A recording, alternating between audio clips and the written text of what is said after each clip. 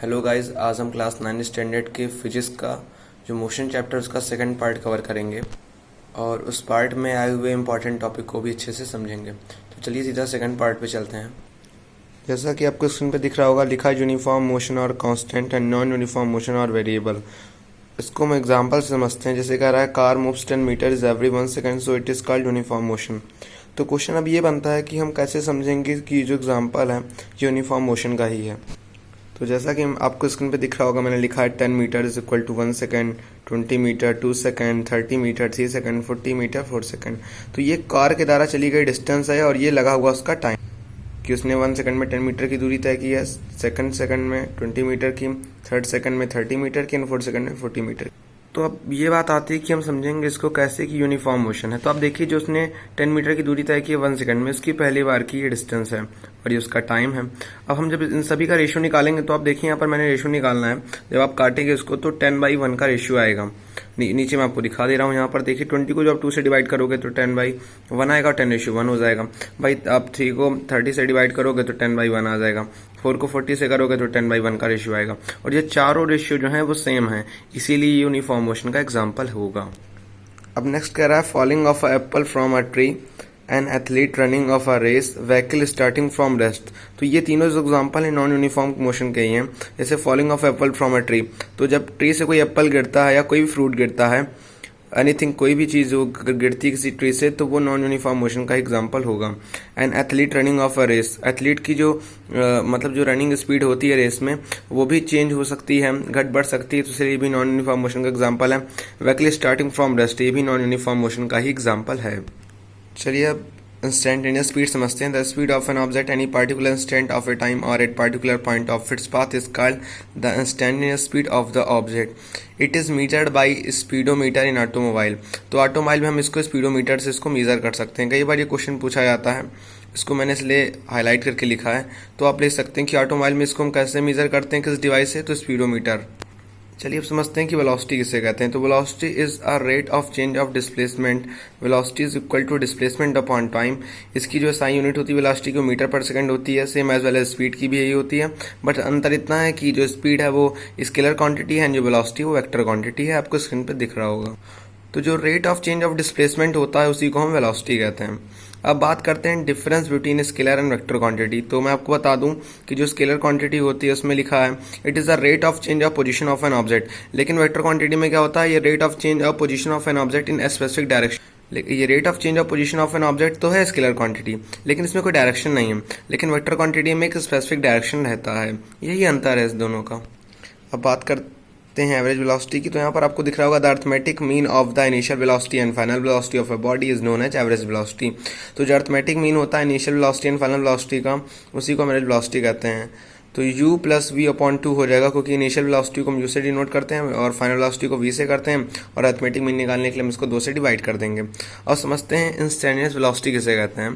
तो the velocity of an object any given instant of time eight particular point of its path is called instantaneous velocity. हम इसको instantaneous velocity कहते हैं। अब इस पूरे चैप्टर का सबसे मोस्ट इंपॉर्टेंट जो टॉपिक हम उसको पढ़ने जा रहे हैं कि एक्सेलरेशन किसे कहते हैं, और इससे क्वेश्चन जरूर पूछे जाते हैं। तो समझते हैं एक्सेलरेशन किसे कहते हैं। तो the rate of change of velocity in unit time is known as acceleration. It is a vector quantity. तो एक्सेलरेशन एक वेक्टर क्वांटिटी है, और जो rate of change of velocity होती है यूनिट टाइम में, हम उसको एक्सेलरेशन कहते हैं। जैसा कि मैंने यहाँ पर लिखा, acceleration is equal to change in velocity upon time. तो चेंज इन वेलोसिटी हो जाएगा v माइनस यू, और टाइम को हम t से नोट करते हैं तो v minus u upon t हो जाएगा। अब बात करते हैं इसके SI यूनिट की। तो इसकी SI यूनिट मीटर पर सेकंड स्क्वायर होती है। ये MKS सिस्टम में होती है, बट CGS सिस्टम में जो इसकी यूनिट होती है वो सेंटीमीटर अपॉन सेकंड स्क्वायर होती है। MKS में इसकी मीटर अपॉन सेकंड स्क्वायर और CGS में सेंटीमीटर अपॉन सेकंड स्क्वायर होती है। चलिए समझते हैं यूनिफॉर्म एक्सेलरेशन किसे कहते हैं। तो if a body travel in a straight line and its velocity increase in equal amount in equal interval of time, उसको हम यूनिफॉर्म एक्सेलरेशन कहते हैं। जब कोई बॉडी ट्रेवल करती है स्ट्रेट लाइन सीधी दिशा में और उसकी जो वेलोसिटी होती है इंक्रीज होती है equal amount in equal interval of time, तो हम उसको यूनिफॉर्म एक्सेलरेशन कहते हैं। एग्जाम्पल में आप समझ सकते हो motion of a feeling falling body.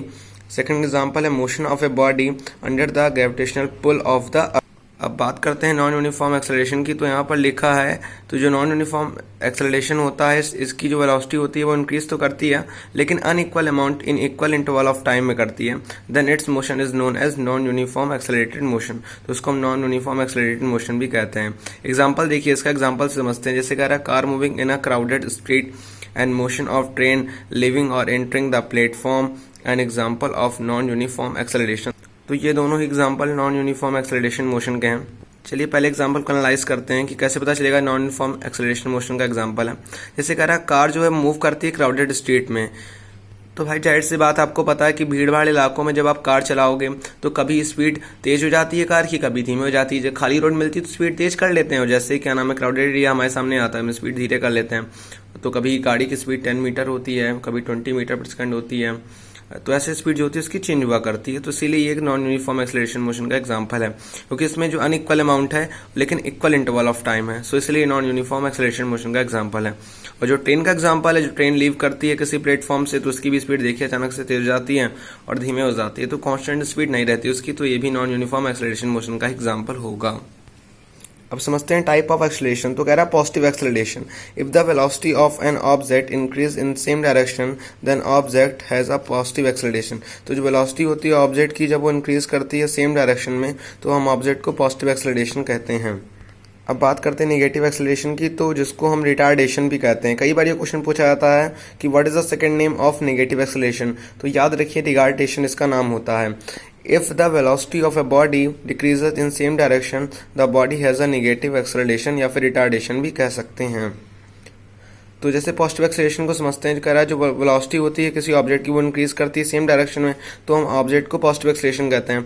मतलब इसमें इतना है कि जो ऑब्जेक्ट की स्पीड होती है वो इंक्रीज करती है सेम डायरेक्शन में तो पॉजिटिव एक्सेलरेशन कहते हैं। और जहाँ पर वेलोसिटी की जो मतलब किसी भी ऑब्जेक्ट की जो किसी भी पिंड की जो डिक्रीज करती है और सेम डायरेक्शन में तो हम उसको नेगेटिव एक्सेलरेशन कहते हैं। अब ये भी देखिए आपके लिए मोस्ट इंपॉर्टेंट इस चैप्टर का इक्वेशन ऑफ मोशन। तो फर्स्ट है v is equal to u plus a t, second is equal to s equal to u t plus half a t square, third is equal to v square is equal to u square plus 2as।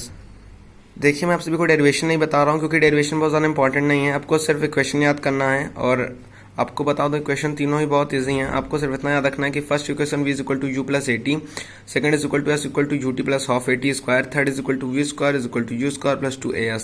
और एक note डाल के आपको सबसे important चीज बताने जा रहा हूँ, इसको आपको नोट डाउन करना है कि the distance cover by body in ns second. तो जो कोई डिस्टेंस कवर करती है कोई पिंड ns सेकंड में तो उसको हम कैसे निकालते हैं, तो s nth is equal to u plus a by 2 under bracket 2n-1, ये इसका फॉर्मूला होता है। अब बात करते हैं सर्कुलर मोशन की। तो आपको बता दूं, if a body covers see equal distance along the circumference of a circle is equal interval of time then motion is said to be a uniform circular motion. अब कह रहा है कोई बॉडी या फिर कोई पिंड जो कवर करता है see equal distance along the circumference of circle, मतलब सर्कल के सर्कमफ्रेंस के हिसाब से in equal interval of time then motion is said to be uniform circular motion. तो उसको यूनिफॉर्म सर्कुलर मोशन कहते हैं। A uniform circular motion is a motion in which speed remains constant by direction of velocity change.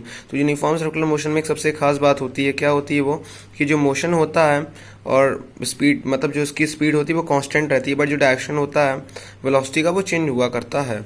इसके example देख लेते हैं। कह रहा motion of moon around the earth, जो मोशन करता है ना मून अराउंड द अर्थ, वही इसका एग्जांपल हो जाएगा। सेकंड एग्जांपल इसका हो जाएगा moon of satellite around its planet, किसी भी प्लैनेट के जो इर्द गिर्द जो सैटेलाइट घुमा करती है उसका मोशन जो क्या नाम है अपने मोशन में जो उसको रोटेट करती रहती है, अराउंड करते उसकी घूमती रहती है, तो उसको हम कहेंगे यूनिफॉर्म सर्कुलर मोशन का एग्जाम्पल है। और example of uniform circular motion. अब इसकी सबसे खास बात यह है कि circular motion is an acceleration motion. जो सर्कुलर मोशन है वो एक्सेलरेशन मोशन है, सिंस क्योंकि in a circular motion velocity changes through in direction only the motion is said to be accelerated. तो वही चीज़ कह रहा है कि जो सर्कुलर मोशन में जो वेलोसिटी होती है वो चेंज होती है डायरेक्शन में केवल, और जो मोशन होता है वो इसलिए एक्सेलरेटेड मोशन कहलाता है। अब कह रहा है difference between uniform linear motion and uniform circular motion. तो चलिए डिफरेंस को क्लियर करते हैं। तो ज़्यादा डिफरेंस तो नहीं है, सिर्फ दो ही डिफरेंस यहाँ पर मैंने नोट डाउन किया है, आप इसको समझ सकते हैं। The direction of motion does not change. तो जो यूनिफॉर्म लीनियर मोशन होता है इसका जो डायरेक्शन होता है चेंज नहीं होता, लेकिन जो यूनिफॉर्म सर्कुलर मोशन होता है उसमें क्या कह रहा है, the direction of motion change continuously. इसमें मोशन मतलब जो डायरेक्शन होता है ये कॉन्टिन्यूसली चेंज हुआ करता है। नाउ सेकंड डिफरेंस को समझते हैं। कह रहा है द मोशन इज नॉन एक्सेलेरेटेड। तो यूनिफॉर्म लिनियर मोशन जो होता है इसके मोशन को नॉन एक्सेलेरेटेड मोशन कहते हैं, लेकिन जो यूनिफॉर्म सर्कुलर मोशन होता है इसके मोशन को हम एक्सेलेरेटेड मोशन कहते हैं। तो ये दो इंपॉर्टेंट इसके डिफरेंस थे, आप इनको अच्छे से समझ सकते हैं, और अगर ज़्यादा इंपॉर्टेंट हो तो आप इसको नोट डाउन भी कर सकते हैं। अब लास्ट के दो टॉपिक सबसे इंपॉर्टेंट जो हैं वो बचे हैं। अब समझते हैं एंगुलर डिस्प्लेसमेंट किसे कहते हैं। तो in a circular motion the angular displacement of a body is the angle subtended by body at the centre in given interval of time. It is represented by symbol theta. हम इसको theta से represent करते हैं और ये theta का symbol होता है, आप इसको अच्छे से देख सकते हैं।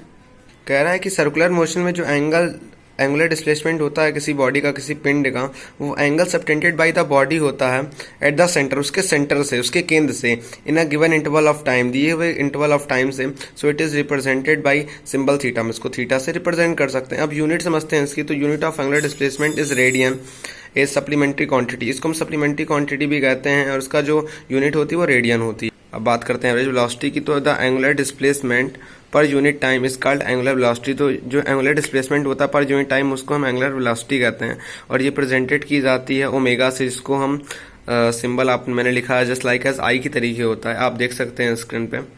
और जो यूनिट फॉर्म एंगुलर वेलोसिटी जो होती है रेडियन पर सेकंड होती है, इसको हम रेड अपॉन एस भी लिख सकते हैं, और वैसे आपको रेडियन पर सेकंड लिखना है। और यहीं पर ये चैप्टर खत्म होता है और इस चैप्टर का द एंड होता है। तो प्लीज़ मुझे लगता है कि आप सभी को ये चैप्टर ज़्यादा अच्छे समझ में आया होगा, और अगर ये चैप्टर आप सभी को हेल्पफुल लग रहा होगा या फिर ये चैप्टर आप सभी को क्लियर हो रहा होगा, तो प्लीज़ इसको ज़्यादा से ज़्यादा लाइक करें, शेयर करें एंड सब्सक्राइब करना ज़रूर ना भूलें, क्योंकि जिससे मैं जो नेक्स्ट वीडियो बनाऊँ आपको जल्दी वीडियो वो पहुँच सकें। Okay, thanks very much.